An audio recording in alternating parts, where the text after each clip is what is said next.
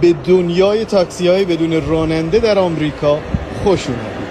امروز یه تاکسی سفارش دادم که راننده نداره. بریم ببینیم که چجوری کار میکنن. همونطور که گفتم این تاکسی ها راننده ندارن و خودشون حرکت میکنن.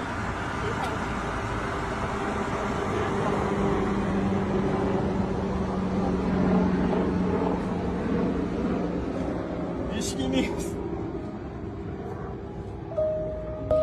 خب هر وقت آماده حرکت شدیم این دکمه آبی رو میزنیم. آدرس هم قبلا توی تلفنمون توی اپ وارد کردیم و خودش شروع میکنه به حرکت.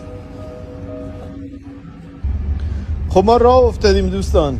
این شما و این تکنولوژی تاکسی های بدون راننده.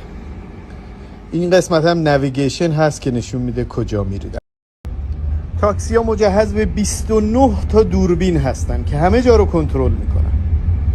تمام علائم رو میخونن. ببینید این علامت ایسته، اینجا الان وای میسه. ببینید وای میسه کامل، بعد راهنما میزنه و میپیچه. ببینید باور نکردنی این تکنولوژی. این تاکسی ها رو کمپانی گوگل راه اندازی کرده و اسم تجاریشون ویمو هست و فعلا تو 2 شهر سان فرانسیسکو و فینکس کار میکنن. ببینید پشت چراغ وای میسته، خودش تشخیص میده. آقا هیچکی نیست ها، انگار یه روح داره رانندگی میکنه.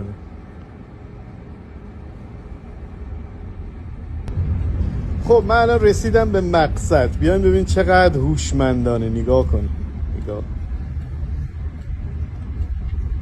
فوق‌العاده است، فوق‌العاده.